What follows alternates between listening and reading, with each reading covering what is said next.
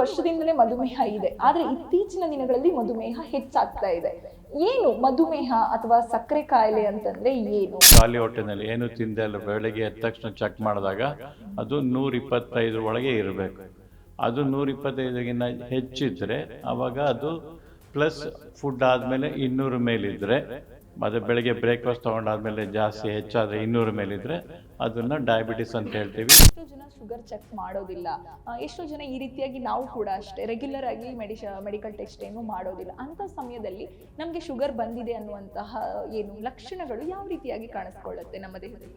ಅವರಿಗೆ ಜಾಸ್ತಿ urine pass ಮಾಡಬೇಕಾಗ್ತದೆ. ಯೂಶ್ವಲಿ ದಿನಕ್ಕೆ 2-3 ಸಲ ನಾವು ಪಾಸ್ ಮಾಡಿದ್ರೆ ಅವರು 5-6 ಸಲ ಪಾಸ್ ಮಾಡಬೇಕಾಗ್ತದೆ. ಪ್ಲಸ್ ಬಾಯಾರಿಕೆ ಹೆಚ್ಚಾಗ್ತದೆ, ಜಾಸ್ತಿ ನೀರು ಕುಡಿಬೇಕು ಅನಿಸುತ್ತೆ, ಜಾಸ್ತಿ ತಿನ್ನಬೇಕು ಅನಿಸುತ್ತದೆ, ತುಂಬ ಟಯರ್ಡ್ ಆಗ್ತಾರೆ, ತುಂಬ ವೆಯ್ಟ್ ಲಾಸ್ ಆಗ್ತಾರೆ. ಅವ್ರು ಬರೋದೇ ನಮಗೆ ಮೇಯ್ನ್ ಬರೋದು ವೆಯ್ಟ್ ಲಾಸ್. ಬರೀ ಮೆಡಿಸಿನ್ ಇಂದನೇ ಶುಗರ್ ಬಂದವರು ಬದುಕ್ತಾ ಇರಬೇಕಾಗತ್ತಾ? ಮತ್ತೆ ಲೈಫ್ ಲಾಂಗ್ ಅವರು ಶುಗರ್ಗೋಸ್ಕರ ಟ್ಯಾಬ್ಲೆಟ್ ತಿಂತಾನೆ ಇರಬೇಕಾಗತ್ತಾ, ಅಥವಾ ಶುಗರ್ ಲೆವೆಲ್ ಕಡಿಮೆ ಆಗುವಂಥದ್ದು ಅಥವಾ ಶುಗರ್ನಿಂದ ಅವರು ಮುಕ್ತರಾಗುವ ಸಾಧ್ಯತೆ ಏನಾದರೂ ಇದೆಯಾ? ಅದೇ ಶುಗರ್ ಪೇಷಂಟ್ಸ್ಗಳಿಗೆ ಯೂಶ್ವಲಿ ಲೋ ಶುಗರ್ ಆಗ್ತದೆ. ಯಾಕೆಂದರೆ ಮೆಡಿಕೇಷನ್ ಅವರು ಸ್ವಲ್ಪ ಹೆಚ್ಚು ತೊಗೋತಾ ಇರ್ಬೋದು, ನಂಬರ್ 1. ಅವ್ರ ಮೆಡಿಸಿನ್ಸ್ ತೊಗೊಂಡು ಏನು ಊಟ ತಿಂಡಿ ಏನು ಮಾಡ್ದಲೇ ಇರ್ಬೋದು ಆ ದಿವಸ, ಬಟ್ ಮೆಡಿಸಿನ್ಸ್ ಎಲ್ಲ ರೆಗ್ಯುಲರ್ ತೊಗೋತಾ ಇರ್ತಾರೆ. ಅವಾಗ ಏನಾಗ್ತದೆ, ಲೋ ಶುಗರ್ ಆಗೇ ಆಗ್ತದೆ. ನಮಸ್ತೆ ವೀಕ್ಷಕರೇ, ನಿಮಗೆಲ್ಲ ತಿಳಿದಿರುವ ಹಾಗೆ ಮಧುಮೇಹ ಅನ್ನುವಂಥ ಕಾಯಿಲೆ ಇದೀಗ ಎಲ್ಲರಲ್ಲೂ ಕಾಮನ್ ಆಗಿಬಿಟ್ಟಿದೆ. ಅಂತಂದರೆ ಸುಮಾರು 200-300 ವರ್ಷಗಳಿಂದ ಹಿಂದೆಯಿಂದಲೂ ಕೂಡ ಮಧುಮೇಹ ಅಂತಂದರೆ ಸಕ್ಕರೆ ಕಾಯಿಲೆ ಅನ್ನುವಂಥದ್ದು ಇದೆ. ಆದರೆ ಇತ್ತೀಚಿನ ದಿನಗಳಲ್ಲಿ ನಾವು ಸೇವಿಸುತ್ತಿರುವ ಆಹಾರ ಕ್ರಮ ಇರ್ಬೋದು ಅಥವಾ ಜೀವನ ಶೈಲಿ, ನಾವು ಬದುಕ್ತಿರುವಂತಹ ಜೀವನ ಶೈಲಿ ಇರ್ಬೋದು, ಇದರಿಂದ ಮಧುಮೇಹ ಅಂತಂದರೆ ಸಕ್ಕರೆ ಕಾಯಿಲೆ ಅನ್ನುವಂಥದ್ದು ಪ್ರತಿಯೊಬ್ಬರಲ್ಲೂ ಹೆಚ್ಚಾಗಿ ಕಂಡು ಬರ್ತಾ ಇದೆ. ಚಿಕ್ಕ ಮಕ್ಕಳಿಂದ ಹಿಡಿದು ಏಜ್ ಆಗಿರುವ ವೃದ್ಧರ ತನಕನೂ ಮಧುಮೇಹ ಕಾಯಿಲೆ ಕಂಡು ಬರ್ತಾ ಇದೆ. ಹಾಗಾದ್ರೆ ಏನಿದು ಮಧುಮೇಹ ಅಂತಂದ್ರೆ? ಸಕ್ಕರೆ ಕಾಯಿಲೆಗಳಿಗೆ ಕಾರಣಗಳೇನಿರ್ಬೋದು? ಅವುಗಳಲ್ಲಿ ಬೇರೆ ಬೇರೆ ವಿಧಗಳಾದಂತಹ ಸಕ್ಕರೆ ಕಾಯಿಲೆಗಳೇನಾದ್ರೂ ಇದೆಯಾ? ಸಕ್ಕರೆ ಕಾಯಿಲೆಗಳಿಂದ ಗುಣಮುಖರಾಗಲಿಕ್ಕೆ ಸಾಧ್ಯ ಇದೆಯಾ? ಅಥವಾ ಸಕ್ಕರೆ ಕಾಯಿಲೆ ಬಂದ ನಂತರ ಲೈಫ್ ಲಾಂಗ್ ಮೆಡಿಸಿನ್ ನಿಂದನೇ ನಾವು ಏನು ರಿಕವರ್ ಆಗುವಂತ ಸಾಧ್ಯತೆ ಮಾತ್ರ ಇರೋದು, ಅಥವಾ ಮನೆ ಮದ್ದುಗಳಿಂದನೂ ಸರಿಪಡಿಸ್ಕೊಳ್ಳಿಕ್ಕೆ ಸಾಧ್ಯ ಇದೆಯಾ ಅನ್ನೋದನ್ನ ತಿಳ್ಕೊಳ್ಳಿಕ್ಕೆ ನಮ್ಮ ಜೊತೆ ಇವತ್ತು ಡಾಕ್ಟರ್ ಈಶ್ವರ್ ಪ್ರಸಾದ್ ಅವರಿದ್ದಾರೆ. ಅವ್ರನ್ನ ಮಾತಾಡಿಸ್ತಾ ಹೋಗುವಂತ ಕೆಲಸ ಮಾಡ್ತೀನಿ. ಸರ್ ನಮಸ್ತೆ. ನಾನು ಆಗ್ಲೇ ಹೇಳಿದಾಗೆ ಸಾಕಷ್ಟು ವರ್ಷದಿಂದಲೇ ಮಧುಮೇಹ ಇದೆ, ಆದರೆ ಇತ್ತೀಚಿನ ದಿನಗಳಲ್ಲಿ ಮಧುಮೇಹ ಹೆಚ್ಚಾಗ್ತಾ ಇದೆ. ಏನು ಮಧುಮೇಹ ಅಥವಾ ಸಕ್ಕರೆ ಕಾಯಿಲೆ ಅಂತಂದ್ರೆ ಏನು? ಸಕ್ಕರೆ ಕಾಯಿಲೆಗಳಲ್ಲಿ ಏನಾದರೂ ಬೇರೆ ಬೇರೆ ಸಕ್ಕರೆ ಕಾಯಿಲೆಗಳ ವಿಧಗಳೇನಾದರೂ ಇದೆಯಾ? ನೀವು ಹೇಳ್ದಂಗೆ ಅದು ಮುಂಚೆಯಿಂದನೂ ಇದೆ ಸಕ್ಕರೆ ಕಾಯಿಲೆ ಅನ್ನೋದು, ಬಟ್ ಇತ್ತೀಚಿನ ದಿನಗಳಲ್ಲಿ ಅದು ಹೆಚ್ಚಾಗ್ತಾ ಇದೆ. ಮಧುಮೇಹ ಅಥವಾ ಡಯಾಬಿಟೀಸ್ ಅಂದರೆ ಬ್ಲಡ್ನಲ್ಲಿ ಸಕ್ಕರೆ ಹೆಚ್ಚಾಗಿದ್ದರೆ, ನಾರ್ಮಲ್ ಶುಗರ್ ಏನಂತ ಹೇಳ್ತೀವಿ ಅದು ಫಾಸ್ಟಿಂಗು, ಅದು ಖಾಲಿ ಹೊಟ್ಟೆನಲ್ಲಿ ಏನು ತಿಂದೆ ಅಲ್ಲ ಬೆಳಗ್ಗೆ ಎದ್ದ ತಕ್ಷಣ ಚೆಕ್ ಮಾಡಿದಾಗ ಅದು 125 ಒಳಗೆ ಇರಬೇಕು. ಅದು 125ಗಿಂತ ಹೆಚ್ಚಿದ್ದರೆ ಆವಾಗ ಅದು ಪ್ಲಸ್ ಫುಡ್ ಆದಮೇಲೆ 200 ಮೇಲಿದ್ದರೆ, ಅದು ಬೆಳಗ್ಗೆ ಬ್ರೇಕ್ಫಾಸ್ಟ್ ತೊಗೊಂಡಾದ್ಮೇಲೆ ಜಾಸ್ತಿ ಹೆಚ್ಚಾದರೆ 200 ಮೇಲಿದ್ದರೆ ಅದನ್ನು ಡಯಾಬಿಟಿಸ್ ಅಂತ ಹೇಳ್ತೀವಿ. ಅದರಲ್ಲಿ ಬಹಳಷ್ಟು ವಿಧಗಳಿದೆ. ಒಂದು type 2 diabetes, that is the commonest. So number 1 ಅದು ಟೈಪ್ 1 ಡಯಾಬಿಟಿಸ್ ಅಂತ ಹೇಳ್ತೀವಿ. ಅದು ನಂಬರು ತುಂಬ ಕಡಿಮೆ, ಲೆಸ್ ದೆನ್ 1%, ಅದಕ್ಕಿಂತ ಕಮ್ಮಿ ಅಂತಲೇ ಹೇಳ್ಬೋದು. ಅದು ಯೂಶ್ವಲಿ ಚಿಕ್ಕವರಲ್ಲಿ ಕಾಣಿಸ್ಕೊಳುತ್ತೆ. ಮೇ ಬಿ ಅರೌಂಡ್ 5 ಇಯರ್ಸಿಂದ ಹಿಡಿದು ಒಂದು 20 ವಯಸ್ಸು ತನಕನೂ ಕಾಣಿಸ್ಕೋಬೋದು. ಅದು ಟೈಪ್ 1 ಡಯಾಬಿಟಿಸ್ ಅಂತೀವಿ. ಟೈಪ್ 1 ಡಯಾಬಿಟಿಸ್ಗೆ ಮುಖ್ಯವಾದ ಕಾರಣ ಏನಂತ ಹೇಳಿದ್ರೆ, ನಮ್ಮ ಬಾಡಿನಲ್ಲಿ ಶುಗರ್ ಕಮ್ಮಿ ಮಾಡೋದಕ್ಕೆ ಪ್ಯಾನ್ಕ್ರಿಯಾಸ್ ಅಂತ ಒಂದು ಗ್ಲ್ಯಾಂಡ್ ಇರ್ತದೆ, ಅದರಲ್ಲಿ ಬೀಟಾ ಸೆಲ್ಸ್ ಅಂತ ಇರ್ತದೆ, ಅದರಿಂದ ಇನ್ಸುಲಿನ್ ಪ್ರೊಡ್ಯೂಸ್ ಆಗಬೇಕು. ಯಾವುದೋ ಕೆಲವು ವೈರಸ್ ಕಾರಣ ಅಥವಾ ಕೆಲವು ಇಮ್ಯುನಿಟಿ ಪ್ರಾಬ್ಲಮಿಂದ ಏನಾಗುತ್ತೆ, ಆ ಬೀಟಾ ಸೆಲ್ಸ್ ಅನ್ನೋದೆಲ್ಲ ಡೆಸ್ಟ್ರಾಯ್ ಆಗಿಬಿಡ್ತದೆ, ಅಂದರೆ ಸತ್ತೋಗ್ತದೆ ಅಂತ ಹೇಳ್ಬೋದು, ಡೆತ್ ಆಗುತ್ತೆ ಅಂತ ಹೇಳ್ಬೋದು. ಆವಾಗ ಏನಾಗುತ್ತೆ, ಇನ್ಸುಲಿನ್ ಬಾಡಿನಲ್ಲಿ ಪ್ರೊಡ್ಯೂಸೇ ಆಗೋದಿಲ್ಲ. ಆವಾಗ ಅದನ್ನು ಟೈಪ್ 1 ಡಯಾಬಿಟಿಸ್ ಅಂತ ಹೇಳ್ತೀವಿ. ಸೊ ಟೈಪ್ 1 ಡಯಾಬಿಟಿಸ್ ಯೂಶ್ವಲಿ ನಾನು ಹೇಳ್ದಂಗೆ ಚಿಕ್ಕ ವಯಸ್ಸಿನಲ್ಲಿ ಕಾಣ್ಕೊಳ್ತದೆ. ಅವ್ರಿಗೆ ಇನ್ಸುಲಿನ್ ಬಿಟ್ಟರೆ ಬೇರೆ ಏನೂ ಟ್ರೀಟ್ಮೆಂಟ್ ಇರೋದಿಲ್ಲ. ಅದು ಇನ್ಸುಲಿನ್ನು ಮಿನಿಮಮ್ 3 ಟೈಮೇ ತೊಗೊಳ್ಬೇಕಾಗ್ತದೆ. ಸೊ ಅದರಿಂದನೇ ಅವ್ರಿಗೆ ಶುಗರ್ ಕಂಟ್ರೋಲ್ ಬರಬೇಕು. ಅದು ಒಂದು ಟೈಪ್ 1. ಟೈಪ್ 2 ನಾನು ಆವಾಗಲೇ ಹೇಳ್ದಂಗೆ ವಯಸ್ಸು 25-30 ವಯಸ್ಸು ಮೇಲೆ ಕಾಣಿಸ್ಕೊಳ್ತದೆ. ಅದರಲ್ಲಿ ಇನ್ಸುಲಿನ್ ಡೆಫಿಷಿಯನ್ಸಿ ಮತ್ತು ಇನ್ಸುಲಿನ್ ರೆಸಿಸ್ಟೆನ್ಸ್ ಅಂತ ಹೇಳ್ತೀವಿ. ಬಾಡಿನಲ್ಲಿ ಇನ್ಸುಲಿನ್ನು ಕಡಿಮೆ ಇರ್ತದೆ, ಇನ್ನೊಂದು ಬಾಡಿನಲ್ಲಿ ಪ್ರೊಡ್ಯೂಸ್ ಆಗೋ ಇನ್ಸುಲಿನ್ನು ಚೆನ್ನಾಗಿ ಕೆಲಸ ಮಾಡ್ದಿಲ್ಲ ಇರ್ಬೋದು. ಸೊ ಅವೆರಡು ಥರ ಇರ್ತದೆ. ಸೊ ಅದರಿಂದ ಟೈಪ್ 2 ಡಯಾಬಿಟಿಸ್ ಬರ್ತದೆ. ಹೇಳ್ದಂಗೆ ಅದು 25-30 ವಯಸ್ಸು ಮೇಲೆ ಕಾಣಿಸ್ಕೊಳ್ತದೆ. ಇನ್ನೊಂದು GDM, ಅದು ಜೆಸ್ಟೇಷನಲ್ ಡಯಾಬಿಟೀಸ್ ಅಂದರೆ ಅದು ಪ್ರೆಗ್ನೆನ್ಸಿಲಿ ಮಾತ್ರ ಕಾಣಿಸ್ಕೊಳ್ತದೆ. ಪ್ರೆಗ್ನೆನ್ಸಿನಲ್ಲಿ ಮಾತ್ರ ಬಂದು ಡೆಲಿವರಿ ಆದ ತಕ್ಷಣ ಅದು ಹೊರಟೋಗ್ತದೆ.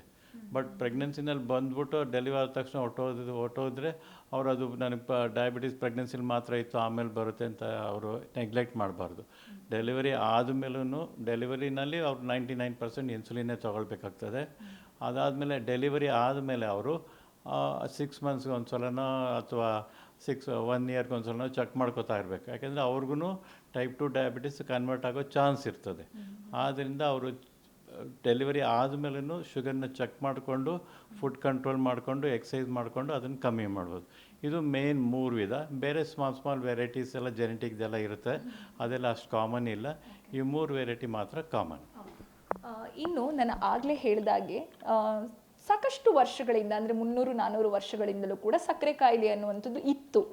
ಆದರೆ ಈಗಿನ ದಿನಗಳಲ್ಲಿ ನಮ್ಮ ಜೀವನ ಶೈಲಿ ಇರ್ಬೋದು ಅಥವಾ ನಾವು ತಗೊಳ್ತಿರುವಂಥ ಆಹಾರ ಕ್ರಮಗಳಿಂದನೋ ಗೊತ್ತಿಲ್ಲ, ಎಲ್ಲರಲ್ಲೂ ಕೂಡ ಸಕ್ಕರೆ ಕಾಯಿಲೆ ಅನ್ನೋದು ಸರ್ವೇ ಸಾಮಾನ್ಯ ಆಗಿ ಹೋಗಿದೆ. ಈ ರೀತಿಯಾಗಿ ನೋಡೋದಾದರೆ ಭಾರತದಲ್ಲಿ ಎಷ್ಟು % ಸಕ್ಕರೆ ಕಾಯಿಲೆ ಅನ್ನುವಂಥದ್ದಿದೆ, ಮತ್ತು ಗಂಡಸರು ಮತ್ತು ಹೆಂಗಸರಲ್ಲಿ ಅಂತ ತಗೊಂಡ್ರೆ ಯಾರಲ್ಲಿ ಹೆಚ್ಚಾಗಿ ಸಕ್ಕರೆ ಕಾಯಿಲೆ ಕಂಡು ಬರ್ತಾ ಇದೆ? ಗಂಡಸರು ಹೆಂಗಸರದಲ್ಲಿ ಆಲ್ಮೋಸ್ಟ್ ಈಕ್ವಲ್ ಬರ್ತದೆ. ಮೇ ಬಿ ಗಂಡಸರಲ್ಲಿ ಒಂದು 1% 2% ಜಾಸ್ತಿ ಇರ್ಬೋದು, ಬಟ್ ಇಬ್ಬರಲ್ಲೂ ಆಲ್ಮೋಸ್ಟ್ ಪ್ರೆಸೆಂಟ್ ಇದೆ. ಬಟ್ ಓವರಾಲ್ ನ್ಯಾಷನಲ್ ಆ್ಯಾವ್ರೇಜ್ ತೊಗೊಂಡ್ರೆ ಆಲ್ಮೋಸ್ಟ್ 10% ಅಂತಲೇ ಹೇಳ್ಬೋದು. ಇನ್ನೂ ICMR ಸ್ಟಡೀಸ್ ಎಲ್ಲ ಮಾಡ್ತಾಯಿದೆ. ಲೇಟೆಸ್ಟ್ ಆಲ್ಮೋಸ್ಟ್ 10% ಇದೆ. ಅದು ಡಿಟೆಕ್ಟ್ ಆಗಿರೋದು, ಶುಗರ್ ಇದೆ ಅಂತ ತಿಳ್ಕೊಂಡಿರೋರು ಆಲ್ಮೋಸ್ಟ್ ಈಕ್ವಲ್ 9% ಅವರು ಗೊತ್ತಿಲ್ಲದೆ ಶುಗರ್ ಚೆಕ್ಕೇ ಮಾಡ್ಕೊಂಡಿರೋದಿಲ್ಲ. ಲೈಕ್ ರೂರಲ್ ಸೈಡಲ್ಲಿ ಕೆಲವರೆಲ್ಲ ಅವರು ಶುಗರೇ ಚೆಕ್ ಮಾಡ್ಕೊಂಡಿರಲ್ಲ, ಅಂಥವ್ರು ಇರ್ಬೋದು. ಸೊ 10% ಅಂತೂ ಗ್ಯಾರಂಟಿ, ಅದಕ್ಕಿಂತ ಹೆಚ್ಚಿರೋ ಚಾನ್ಸ್ ಇದೆ, ಯಾಕೆಂದರೆ ಅವ್ರು ಚೆಕ್ ಮಾಡ್ಕೊಂಡಿರೋದಿಲ್ಲ. ಇನ್ನು ನೀವು ಈಗಲೇ ಹೇಳ್ದಂಗೆ ಎಷ್ಟೋ ಜನ ಶುಗರ್ ಚೆಕ್ ಮಾಡೋದಿಲ್ಲ, ಎಷ್ಟೋ ಜನ ಈ ರೀತಿಯಾಗಿ ನಾವು ಕೂಡ ಅಷ್ಟೇ ರೆಗ್ಯುಲರ್ ಆಗಿ ಮೆಡಿಕಲ್ ಟೆಸ್ಟ್ ಏನು ಮಾಡೋದಿಲ್ಲ. ಅಂಥ ಸಮಯದಲ್ಲಿ ನಮಗೆ ಶುಗರ್ ಬಂದಿದೆ ಅನ್ನುವಂತಹ ಲಕ್ಷಣಗಳು ಯಾವ ರೀತಿಯಾಗಿ ಕಾಣಿಸ್ಕೊಳ್ಳುತ್ತೆ ನಮ್ಮ ದೇಹದಲ್ಲಿ? ಯೂಶ್ವಲಿ ಏನಾಗುತ್ತೆ, ಸಕ್ಕರೆ ಬಂದಿದ್ದರೆ ಹೆಚ್ಚಾದರೆ ಶುಗರ್ ಒಂದು 200-300 ಮೇಲಾದರೆ 300 ಮೇಲಾದರೆ ಅವರಿಗೆ ಜಾಸ್ತಿ ಯೂರಿನ್ ಪಾಸ್ ಮಾಡಬೇಕಾಗ್ತದೆ. ಯೂಶ್ವಲಿ ದಿನಕ್ಕೆ 2-3 ಸಲ ನಾವು ಪಾಸ್ ಮಾಡಿದ್ರೆ ಅವರು 5-6 ಸಲ ಪಾಸ್ ಮಾಡಬೇಕಾಗ್ತದೆ. ಪ್ಲಸ್ ಬಾಯಾರಿಕೆ ಹೆಚ್ಚಾಗ್ತದೆ, ಜಾಸ್ತಿ ನೀರು ಕುಡಿಬೇಕು ಅನಿಸುತ್ತೆ, ಜಾಸ್ತಿ ತಿನ್ನಬೇಕು ಅನಿಸುತ್ತದೆ, ತುಂಬ ಟಯರ್ಡ್ ಆಗ್ತಾರೆ, ತುಂಬ ವೆಯ್ಟ್ ಲಾಸ್ ಆಗ್ತಾರೆ. ಅವ್ರು ಬರೋದೇ ನಮಗೆ ಮೇಯ್ನ್ ಬರೋದು ವೆಯ್ಟ್ ಲಾಸು. ನನಗೇನು ಗೊತ್ತಿಲ್ಲ ಡಾಕ್ಟ್ರೆ, ನಾನು ಡಯಟು ಮಾಡಬೇಕು ಅಂತ ತಿಳ್ಕೊಂಡಿದ್ದೆ, ಸ್ವಲ್ಪ ಡಯಟ್ ಮಾಡ್ತಾಯಿದ್ದೀನಿ, ನಾನು ತುಂಬ ವೆಯ್ಟ್ ಲಾಸ್ ಆಗ್ತಾಯಿದ್ದೀನಿ ಅಂತ ಹೇಳ್ತಾರೆ. ಬಟ್ ಆ್ಯಕ್ಚುಲಿ ಅವ್ರಿಗೆ ಡಯಾಬಿಟಿಸ್ ಬಂದಿರುತ್ತೆ. ಸೊ ಈ 3 ಮೇನ್ ಕಾರಣಗಳು. ಕೆಲವು ಸಲ ಏನಾಗ್ತದೆ, ಚಿಕ್ಕ ಗಾಯಗಳೆಲ್ಲ ಆಗಿರ್ಬೋದು, ಯೂಶ್ವಲಿ ಬೆರಳತ್ರನೋ ಕಾಲು ಬೆರಳತ್ರನೋ, ಅದು ವಾಸಿ ಆಗೋದಕ್ಕೆ ನಾರ್ಮಲಾಗಿ ಒಂದು 4-5 ದಿವಸ ಒಂದು ವಾರದಲ್ಲಿ ವಾಸಿ ಆಗೋಂಗಿದ್ರೆ ಅವ್ರಿಗೆ ಆಲ್ಮೋಸ್ಟ್ 10 ಡೇಸೇ ತೊಗೋಬೋದು. ಸೊ ಆ ಥರ ಸಿಂಪ್ಟಮ್ ಇದ್ರೂ ಆವಾಗ ಶುಗರ್ ಇದೆ ಅಂತ ಇದು ಮಾಡಬೇಕು. ಹೆಚ್ಚಿನ ಸಮಯದಲ್ಲಿ ಶುಗರ್ ಬಂದಿರುವಂಥ ವ್ಯಕ್ತಿಗಳಿಗೆ GI ಅಂತಂದರೆ ಗ್ಲೈಸೆಮಿಕ್ ಇಂಡೆಕ್ಸನ್ನು ನೀಡಬಾರ್ದು, ಆ ಆಹಾರ ಪದಾರ್ಥಗಳಿಂದ ಸ್ವಲ್ಪ ದೂರ ಇರಬೇಕು ಅಂತಾರೆ. ಏನಿದು ಗ್ಲೈಸೆಮಿಕ್ ಇಂಡೆಕ್ಸ್ ಅಂತಂದರೆ ಏನು ಸರ್? ಗ್ಲೈಸೆಮಿಕ್ ಇಂಡೆಕ್ಸ್ ಅಂದರೆ ಇವಾಗ ಸಮಥಿಂಗ್ ಲೈಕ್ ಶುಗರ್ ತೊಗೊಂಡ್ರೆ ನಾವು ಬಾಡಿಗೆ ಇಮ್ಮಿಡಿಯೇಟಾಗಿ ಬ್ಲಡ್ ಶೂಟಪ್ ಆಗುತ್ತೆ. ಸೊ ಅದು ಸಮ್ ಪರ್ಸೆಂಟೇಜ್ ಇರ್ತದೆ. ಸೊ ಹೆಚ್ಚು ಗ್ಲೈಸೆಮಿಕ್ ಇಂಡೆಕ್ಸ್ ಇದೆ ಅಂದರೆ ಆ ಫುಡ್ನ ಡಯಾಬಿಟಿಸು ಡೆಫಿನೆಟ್ ಅವಾಯ್ಡ್ ಮಾಡಲೇಬೇಕಾಗ್ತದೆ. Like sugar, sweets, juice, milk ಶೇಕ್ಗಳು, ಆ ಥರದಲ್ಲೆಲ್ಲ ಬೇಗನೆ ಫುಡ್ ತೊಗೊಂಡ ತಕ್ಷಣ ಏನೇ ಆ ಥರದ್ದು ಈಗ ಸ್ವಲ್ಪ ಗಂಜಿಗಳು, ರೈಸ್ ಗಂಜಿ ಆ ಥರ ತೊಗೊಂಡ ತಕ್ಷಣವೇ ಅವ್ರಿಗೆ ಬ್ಲಡ್ಡು ಶುಗರು ಶೂಟಪ್ ಆಗ್ತದೆ. ಅದಕ್ಕೆ ಹೆಚ್ಚು ಗ್ಲೈಸೆಮಿಕ್ ಇಂಡೆಕ್ಸ್ ಅಂತ ಹೇಳ್ತೀವಿ. ಸೊ ಇನ್ನು ಕೆಲವು ಫುಡ್ನಲ್ಲಿ ಲೈಕ್ ಮಿಲ್ಲೆಟ್ಸ್ ಅಂತ ಹೇಳ್ತೀವಿ, ಇವಾಗ ನವಣೆ ಅಂತೆಲ್ಲ ಬಂದಿದೆ, ಅದರಲ್ಲೂ ಕಾರ್ಬೋಹೈಡ್ರೇಟ್ ಇರ್ತದೆ, ಅದ್ರಲ್ಲಿ ತುಂಬ ಲೋ ಗ್ಲೈಸೆಮಿಕ್ ಇಂಡೆಕ್ಸ್ ಇರ್ತದೆ. ಯಾಕೆಂದರೆ ಅದರಲ್ಲಿ ಫೈಬರ್ ಜಾಸ್ತಿ ಇರ್ತದೆ. ಯಾವುದ್ರಲ್ಲಿ ಫೈಬರ್ ಜಾಸ್ತಿ ಇರ್ತದೋ ಫುಡ್ನಲ್ಲಿ, ನವಣೆ ಅಂಥದ್ದಲ್ಲೆಲ್ಲ, ಅಥವಾ ಹೋಲ್ ವೀಟು, ಪೂರ್ತಿ ವೀಟು ಆ ಥರದ್ದು, ಅಥವಾ ರಾಗಿ, ಅದರಲ್ಲೆಲ್ಲ ಗ್ಲೈಸೆಮಿಕ್ ಇಂಡೆಕ್ಸ್ ಕಡಿಮೆ ಇರ್ತದೆ. ಬಟ್ ಶುಗರು, ಜ್ಯೂಸು ಇಂಥದ್ದಲ್ಲೆಲ್ಲ ಕೆಲವು ಫ್ರೂಟ್ಸ್ನಲ್ಲಿ, ಮ್ಯಾಂಗೋನಲ್ಲಿ, ಸಪೋಟನಲ್ಲಿ, ಹಲಸಿನಲ್ಲಿ ಅದರಲ್ಲೆಲ್ಲ ಶುಗರ್ ಜಾಸ್ತಿ ಇರ್ತದೆ ಅಂದರೆ ಫುಡ್ ತೊಗೊಂಡ ತಕ್ಷಣ ಅವ್ರಿಗೆ ಶುಗರ್ ಶೂಟಪ್ ಆಗ್ತದೆ. ಬೇರೆದ್ರಲ್ಲಿ ಸ್ವಲ್ಪ ಜಾಸ್ತಿ ಆಗ್ತದೆ, ಅಷ್ಟು ಜಾಸ್ತಿ ಆಗೋದಿಲ್ಲ. ಸೊ ಲೋ ಗ್ಲೈಸೆಮಿಕ್ ಇಂಡೆಕ್ಸ್ ಇರೋದನ್ನೇ ಆದಷ್ಟು ನಾವು ಅಡ್ವೈಸ್ ಮಾಡ್ತೀವಿ. ಹೈ ಗ್ಲೈಸೆಮಿಕ್ ಇಂಡೆಕ್ಸ್ ಅಂದರೆ ತೊಗೊಂಡ ತಕ್ಷಣ ತುಂಬ ಶೂಟ್ ಆದರೆ ಅವ್ರ ಮೆಡಿಕೇಷನ್ ಎಲ್ಲ ಚೇಂಜ್ ಮಾಡಬೇಕಾಗ್ತದೆ, ಹೆಚ್ಚು ಕೊಡಬೇಕಾಗ್ತದೆ, ಆ ಥರ.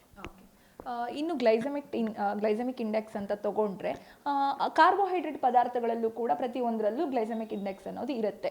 ಇನ್ನು ಭಾರತದಲ್ಲಿ ಹೆಚ್ಚಾಗಿ ನಾವು ಏನು ಕಾರ್ಬೋಹೈಡ್ರೇಟ್ ಪದಾರ್ಥಗಳನ್ನು ಹೆಚ್ಚಾಗಿ ಯೂಸ್ ಮಾಡ್ತೀವಿ. ಅದರಲ್ಲೂ ದಕ್ಷಿಣ ಭಾರತದಲ್ಲಿ ಹೆಚ್ಚಾಗಿ ಏನು ಕಾರ್ಬೋಹೈಡ್ರೇಟ್ ಪದಾರ್ಥಗಳನ್ನು ಹೆಚ್ಚಾಗಿ ಬಳಸ್ತೀವಿ. ಈ ರೀತಿಯಾಗಿ ಏನು ಭತ್ತ, ರಾಗಿ, ಗೋಧಿಗಳನ್ನು ಬಳಸ್ತಾ ಇರ್ತೀವಿ. ಅಂಥವ್ರಿಗೆ ಏನು ಹೇಳ್ತೀರಾ? ಅದರಿಂದ ಏನಾದರೂ ಶುಗರ್ ಲೆವೆಲ್ ಹೆಚ್ಚಾಗುವ ಸಾಧ್ಯತೆ ಇದೆಯಾ? ಅವರ ಆಹಾರ ಪದಾರ್ಥಗಳೇನಾದರೂ ಬದಲಾಯಿಸ್ಕೊಳ್ಬೇಕಾಗತ್ತಾ? ಆ್ಯಸ್ ಇಟ್ ಈಸ್ ನಾವು ಭಾರತದಲ್ಲಿ ಈಸ್ಟ್, ವೆಸ್ಟ್, ನಾರ್ತ್, ಸೌತ್ ಎಲ್ಲೇ ಹೋದ್ರೂ ವೀಟು ಅಥವಾ ರಾಗಿ, ರೈಸು ಎಲ್ಲದರಲ್ಲೂ ಶುಗರ್ ಕಂಟೆಂಟ್ ಇದ್ದೇ ಇರ್ತದೆ. ಸೊ ಪರ್ಸೆಂಟೇಜ್ ವೇರಿ ಆಗ್ತದೆ. ಸೊ ಆದ್ದರಿಂದ ನಾವು ಸಡನ್ನಾಗಿ ಚೇಂಜ್ ಮಾಡೋಕ್ಕಾಗೋದಿಲ್ಲ ಫುಡ್ ಹ್ಯಾಬಿಟ್ಸ್ನ. ನಾವು ತಗೊಳ್ಳೋ ಫುಡ್ನಲ್ಲೇ ಯಾವುದರಲ್ಲಿ ಶುಗರ್ ಕಡಿಮೆ ಇರ್ತದೆ. ನವಡೇಸ್ ಮಿಲೆಟ್ಸ್ ಅನ್ನೋದು ತುಂಬ ಪ್ರಚಲಿತಕ್ಕೆ ಬರ್ತಾ ಇದೆ. ಯಾಕಂದರೆ ಅದರಲ್ಲಿ ತುಂಬ ಲೋ ಗ್ಲೈಸಮಿಕ್ ಇಂಡೆಕ್ಸ್ ಇರ್ತದೆ, ಮೋರ್ ಫೈಬರ್ ಇರ್ತದೆ. ಸೊ ಅದು ತೊಗೊಂಡ ತಕ್ಷಣ ಹೊಟ್ಟೆನೂ ತುಂಬಬೇಕು. ನಾವು ತುಂಬ ಕಡಿಮೆ ತಿನ್ನಿ ಅಂತ ಹೇಳೋಕ್ಕಾಗೋದಿಲ್ಲ. ಇವಾಗ ಫಾರ್ ಎಕ್ಸಾಂಪಲ್ ಅವರು 3 ಇಡ್ಲಿ ಏನೋ ತಿಂತಾ ಇರ್ತಾರೆ, 4 ಇಡ್ಲಿ ತಿಂತಾ ಇರ್ತಾರೆ. ನೀವು 1 ಇಡ್ಲಿ ತಿನ್ನು ಅಂತ ಹೇಳೋಕ್ಕೆ ಬರೋದಿಲ್ಲ. ಅದೇ ಅವ್ರು ಮಿಲೆಟ್ನಲ್ಲಿ ಮಾಡಿದ್ರೆ ಆ ಇಡ್ಲಿನ ಸ್ವಲ್ಪ ಹೆಚ್ಚು ತೊಗೋಬೋದು.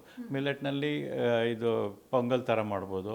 ಸೊ ಆ ಥರ ಮಾಡಿದ್ರೂ ಅವಾಗ ಅವ್ರಿಗೆ ಸಟೈಟಿ ಇರಬೇಕು, ಅಂದರೆ ಸ್ಯಾಟಿಸ್ಫೈ ಆಗಬೇಕು. ಅವ್ರಿಗೆ ಬರೀ ಉಪವಾಸ ಇರೋದಕ್ಕಾಗೋದಿಲ್ಲ. ಅವರು ಸ್ಯಾಟಿಸ್ಫೈ ಆಗಬೇಕು. ಅವ್ರ ಫುಡ್ ಹ್ಯಾಬಿಟ್ಸ್ನ ಸ್ವಲ್ಪ ಚೇಂಜ್ ಮಾಡಬೇಕಾಗ್ತದೆ. ಇರೋ ಫುಡ್ನಲ್ಲೇ ನಾವು ಫುಲ್ ಆಲ್ಟ್ರ್ ಮಾಡಬೇಕು ಅಂದರೆ ಕಷ್ಟ ಆಗ್ತದೆ. ಸ್ವಲ್ಪ ಫುಡ್ ಹ್ಯಾಬಿಟ್ಸ್ನ ಚೇಂಜ್ ಮಾಡಲೇಬೇಕಾಗ್ತದೆ ಡಯಾಬಿಟೀಸ್ ಅವರು. ಯಾಕಂದರೆ ಅವರು ಕೋಲಾ ಅದರದ್ದು ಡ್ರಿಂಕ್ಸ್ ಮಾತ್ರ, ಏರಿಯೇಟೆಡ್ ಡ್ರಿಂಕ್ಸ್ ಮಾತ್ರ ಅವ್ರು ನಿಲ್ಲಿಸಲೇಬೇಕು. ಈ ಥರ ಸ್ಪ್ರೈಟು, ಕೋಲಾ, ಇವಾಗ ಸ್ಪ್ರೈಟ್ ಅಂತ ಹೇಳ್ತೀವಿ, ಒಂದು ಚಿಕ್ಕ ಬಾಟ್ಲು, ಅದರಲ್ಲಿ ಎಷ್ಟು ಶುಗರ್ ಇರ್ತದೆ ಅಂದರೆ ಅವ್ರು ದಿನಪೂರ್ತಿ ಅವರು 1 ಬಾಟ್ಲು ಕುಡಿದ್ರೆ ಬೇರೆ ಏನೂ ತಿನ್ನೋಂಗಿಲ್ಲ, ಅಷ್ಟು ಹೆಚ್ಚು ಶುಗರ್ ಇರ್ತದೆ. ಸೊ ಆ ಥರದನ್ನೆಲ್ಲ ಅವ್ರು ಅವಾಯ್ಡ್ ಮಾಡಲೇಬೇಕು. ಸೊ ಆದಷ್ಟು ಮಿಲೆಟ್ಸು, ಉಪ್ಮಾ, ಬನ್ಸಿರವ ಉಪ್ಮಾ, ರವಾ ಇಡ್ಲಿ, ದೋಸೆನೂ ಆ ಥರದ್ದು ತಿನ್ಬೋದು, ರವಾ ದೋಸೆ ಆ ಥರ ತಿನ್ಬೋದು, ಪೊಂಗಲ್ಲು ಆ ಥರ ತಿನ್ಬೋದು. ಮುದ್ದೆ ಎಲ್ಲ ನಮ್ಮ ಸೌತ್ ಇಂಡಿಯಾನಲ್ಲಿ ಕೈಟ್ ಕಾಮನ್, ಅದು ಕರ್ನಾಟಕದಲ್ಲಿ ಮುದ್ದೆ ತಿನ್ಬೋದು. ಆದರೆ ರಾಗಿ ಗಂಜಿ ಕುಡಿಯೋಂಗಿಲ್ಲ. ರಾಗಿ ಗಂಜಿ ಕುಡಿದ್ರೆ ಫುಲ್ ಡಿಸಾಲ್ವ್ ಆಗಿರ್ತದೆ, ಶುಗರ್ ಬೇಗ ಶೂಟಪ್ ಆಗ್ತದೆ. ಸೊ ಆದ್ದರಿಂದ ಯಾವ ಗಂಜಿನೂ ಇಲ್ಲ. ಮುದ್ದೆ ತೊಗೋಬೋದು, ರಾಗಿ ರೊಟ್ಟಿ ತೊಗೋಬೋದು, ರಾಗಿ ದೋಸೆ ತೊಗೋಬೋದು. ಸೊ ಈ ಥರ ಐಟಮ್ಸ್ ತೊಗೋಬೋದು. ಎಲ್ಲ ವೆಜಿಟೇಬಲ್ಸು ತೊಗೋಬೋದು ಎಕ್ಸೆಪ್ಟ್ ಪೊಟ್ಯಾಟೊ, ಅದರಲ್ಲಿ ಸ್ಟಾರ್ಚ್ ಕಂಟೆಂಟ್ ಜಾಸ್ತಿ ಇರ್ತದೆ. ಸೊ ಪೊಟ್ಯಾಟೊ ಮಾತ್ರ ಅವ್ರು ಅವಾಯ್ಡ್ ಮಾಡಲೇಬೇಕು. ಬೇರೆ ವೆಜಿಟೇಬಲ್ಸು, ದಾಲು ಎಲ್ಲದರಲ್ಲೂ ಶುಗರ್ ಇದ್ದೇ ಇರ್ತದೆ. ಇಂಥ ಇದರಲ್ಲಿ ಕಾರ್ಬೋಹೈಡ್ರೇಟ್ ಇಲ್ಲ ಅಂತಿಲ್ಲ. ಪರ್ಸೆಂಟೇಜ್ ಸ್ವಲ್ಪ ವ್ಯತ್ಯಾಸ ಆಗ್ತದೆ. ಕೆಲವು ತುಂಬ ಹೆಚ್ಚು ಇರ್ತದೆ, ಕೆಲವು ಸ್ವಲ್ಪ ಲಿಮಿಟಾಗಿರ್ತದೆ.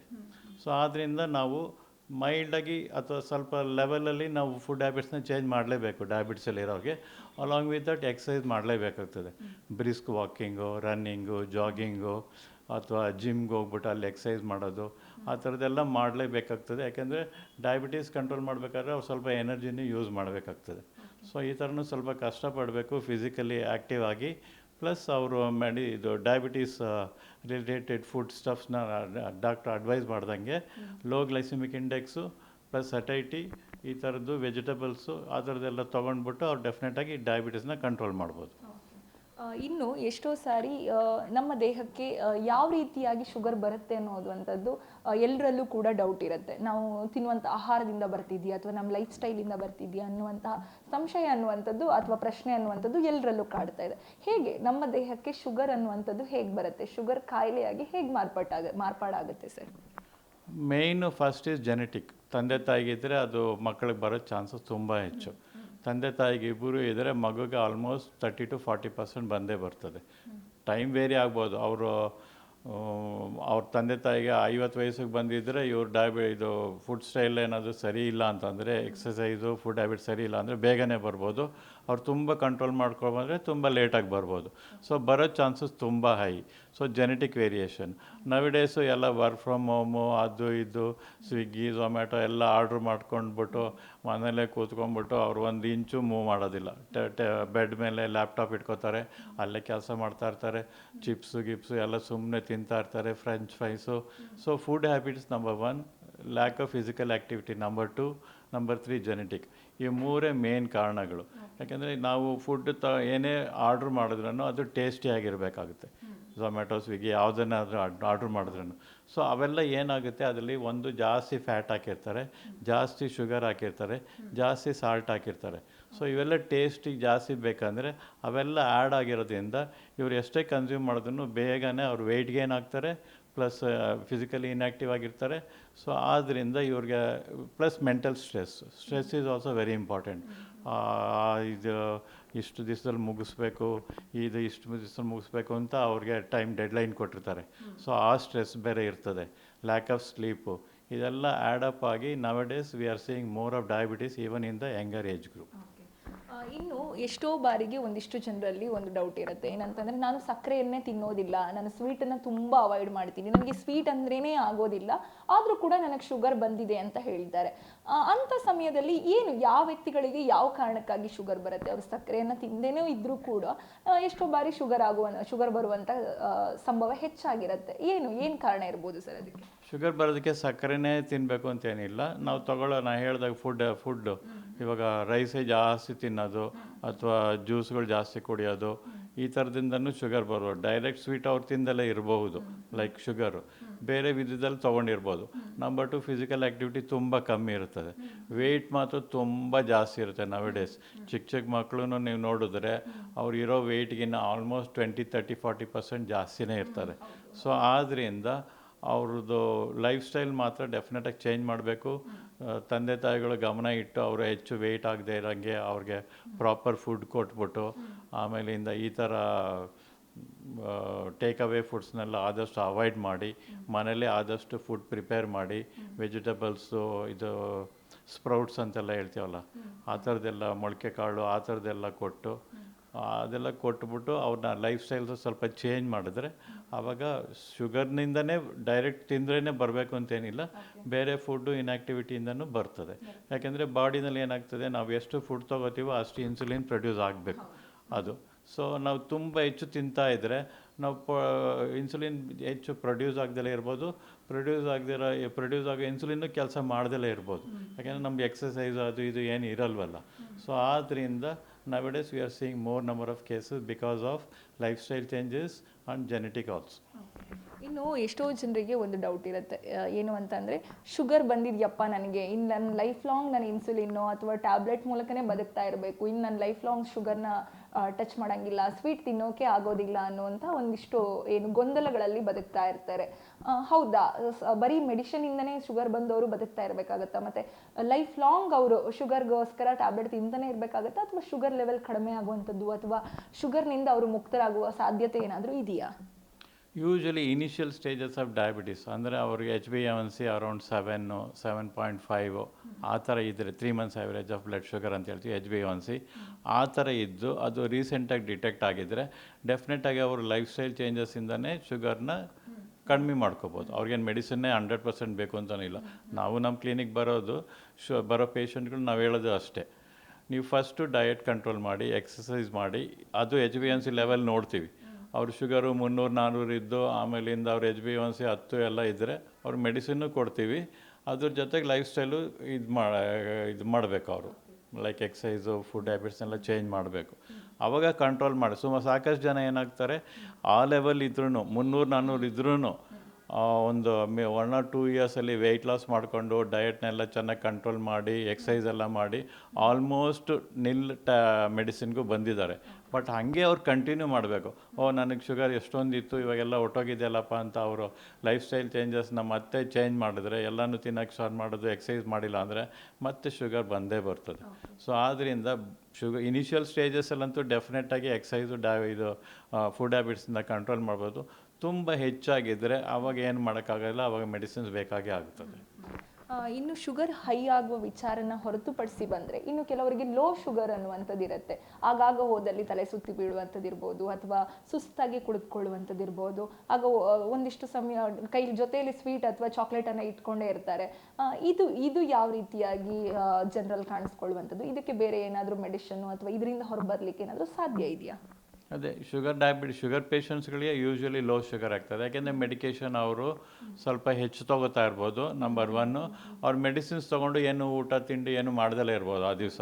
ಕೆಲವು ವ್ರತ ಎಲ್ಲ ಮಾಡ್ತಾ ಇರ್ತಾರೆ, ಇವತ್ತು ನಾನು ಏಕಾದಶಿ, ಇವತ್ತು ಇನ್ನೊಂದು ಏನೋ ಒಂದು ಹೇಳ್ಬಿಟ್ಟು ಒಂದೇ ಸಲ ಊಟ ಮಾಡೋದು, ಬಟ್ ಮೆಡಿಸಿನ್ಸ್ ಎಲ್ಲ ರೆಗ್ಯುಲರಾಗಿ ತೊಗೋತಾ ಇರ್ತಾರೆ. ಅವಾಗ ಏನಾಗ್ತದೆ, ಲೋ ಶುಗರ್ ಆಗೇ ಆಗ್ತದೆ. ಸೊ ಅವಾಗ ಏನು ಮಾಡಬೇಕು, ಅವರು ಯಾವತ್ತು ಹೆಚ್ಚು ತಿನ್ನೋದಿಲ್ವ ಅವತ್ತು ಆದಷ್ಟು ಮೆಡಿಸಿನ್ನು ಕಮ್ಮಿ ಮಾಡಬೇಕು. ಸೊ ಅಂಥ ಪೇಷಂಟ್ಸ್ ಇರ್ತಾರೆ.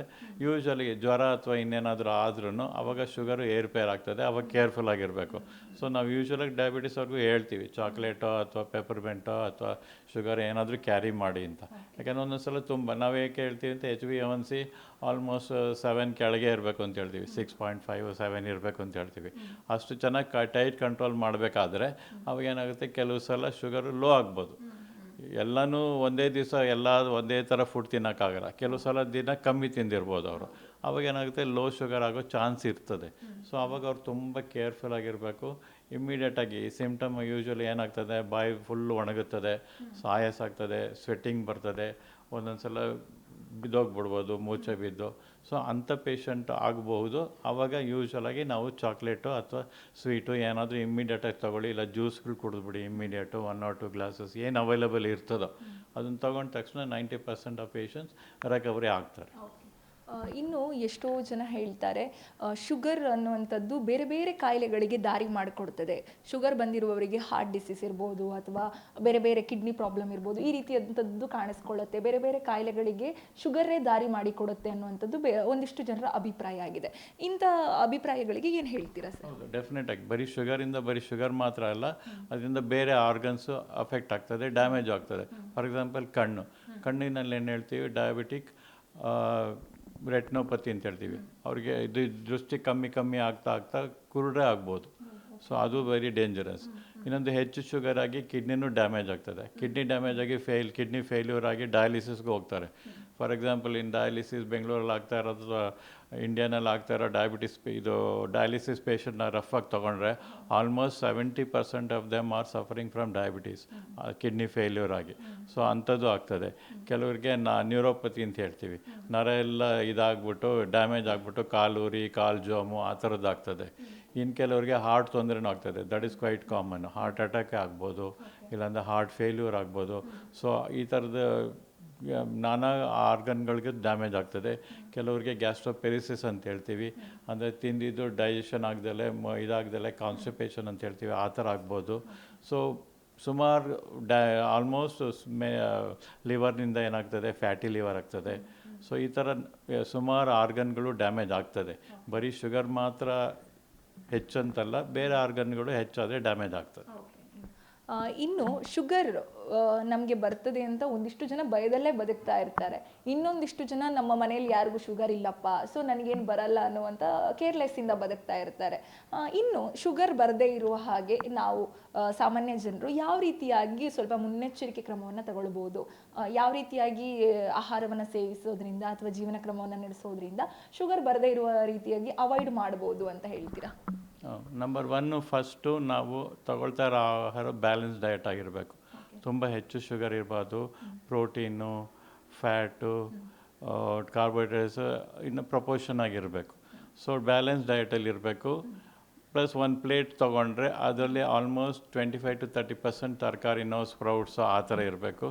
ಇನ್ನು ಸ್ವಲ್ಪ ಪೋರ್ಷನ್ನು ಕಾರ್ಬೋಹೈಡ್ರೇಟು, ಇನ್ನು ಸ್ವಲ್ಪ ಪೋರ್ಷನ್ ಫ್ಯಾಟು, ಸೊ ಇನ್ನು ಸ್ವಲ್ಪ ಪೋರ್ಷನ್ ಎಲ್ಲನೂ ಒಂದು ಪ್ರಪೋರ್ಷನಲ್ಲಿ ಇದ್ದರೆ, ಆದಷ್ಟು ಫೈಬರ್ಸು ಅವೆಲ್ಲ ಹೆಚ್ಚಿದ್ರೆ ಡೆಫಿನೆಟಾಗಿ ಶುಗರ್ ಬರೆಯೋದನ್ನು ತಡಿಬೋದು. ಅದಕ್ಕಿಂತ ಮುಂಚೆ ನಾವು ಚೆಕ್ ಮಾಡಿಸ್ಕೊತಾ ಇರಬೇಕು. ಅಟ್ಲೀಸ್ಟ್ 30 ವರ್ಷದ ಮೇಲವರು ಆ್ಯನ್ಯಲ್ ಚೆಕಪ್ ಆದರೂ ಮಾಡ್ಕೋಬೇಕು. ಶುಗರ್ಗಾದರೂ ಅಟ್ಲೀಸ್ಟ್ ಶುಗರ್ ಆ್ಯಂಡ್ ಕಿಡ್ನಿದಾದರೂ ಚೆಕಪ್ ಮಾಡಿಸ್ಕೊತಾ ಇರಬೇಕು. ಆವಾಗ ನಮ್ಗೆ ಗೊತ್ತಾಗ್ತದೆ ಯಾವ ಲೆವೆಲಲ್ಲಿ ಇದ್ದೀವಿ ಅಂತ. HbA1c 5 5.5 ಇದ್ದರೆ ಓಕೆ, ಸ್ವಲ್ಪ ರಿಲ್ಯಾಕ್ಸ್ ಆಗಿರ್ಬೋದು. ಬಟ್ HbA1c ಬಾರ್ಡರ್ ಲೈನ್ ಅಂತೀನಿ 6.5 ಮೇಲೆ ಬರೋಕ್ಕೆ ಶುರು ಆದರೆ, 6 ಮೇಲೆ ಬರೋಕ್ಕೆ ಶುರು ಆದರೆ ಡೆಫಿನೆಟಾಗಿ ಅವರು ಡಯಟ್ ಫಾಲೋ ಮಾಡಲೇಬೇಕಾಗ್ತದೆ. ಸೊ ಫಸ್ಟು ಅವರು ಶುಗರ್ ಇದೆಯಲ್ಲ ಅಂತ ಆ್ಯನ್ಯಲ್ ಚೆಕಪ್ ಮಾಡಿಸ್ಕೊತಾ ಇರಬೇಕು. ನೆಕ್ಸ್ಟು ಅವರು ಡಯಟ್ನ ಕರೆಕ್ಟಾಗಿ ಕಂಟ್ರೋಲ್ ಮಾಡಬೇಕು. ವೆಯ್ಟ್ ನೋಡ್ಕೊಂಡ್ಬಿಟ್ಟು ಬಾಡಿ ಮಾಸ್ ಇಂಡೆಕ್ಸ್ ಅಂತ ಹೇಳ್ತೀವಿ, ಅದಾದಷ್ಟು 23 24 ಆ ರೇಂಜಲ್ಲಿ ಇದ್ದರೆ ಒಳ್ಳೆಯದು. 25 26 ಅವೆಲ್ಲ ಬಂದರೆ ಸ್ವಲ್ಪ ಚಾನ್ಸಸ್ ಜಾಸ್ತಿ ಡಯಾಬಿಟಿಸ್ ಬರೋದಕ್ಕೆ. ಸೊ ಆದ್ದರಿಂದ ವೆಯ್ಟ್ ನೋಡ್ಕೋತಾ ಇರಬೇಕು. ಪ್ಲಸ್ ಎಕ್ಸಸೈಸ್ ಎಲ್ಲ ಮಾಡ್ಕೊಂಡ್ಬಿಟ್ಟು BMI ಎಲ್ಲ ಸ್ವಲ್ಪ ಕಡಿಮೆ ಮಾಡಿಕೊಂಡ್ರೆ ಡೆಫಿನೆಟಾಗಿ ಶುಗರ್ ಬರೋದನ್ನು ಅವಾಯ್ಡ್ ಮಾಡ್ಬೋದು. So more so with genetic ತಂದೆ ತಾಯಿಗಳಿಗೆ ಏನಾದರೂ ಇದೆ ಅಂದರೆ ಇನ್ನೂ ಜಾಸ್ತಿ ಕೇರ್ಫುಲ್ ಆಗಿರಬೇಕಾಗ್ತದೆ.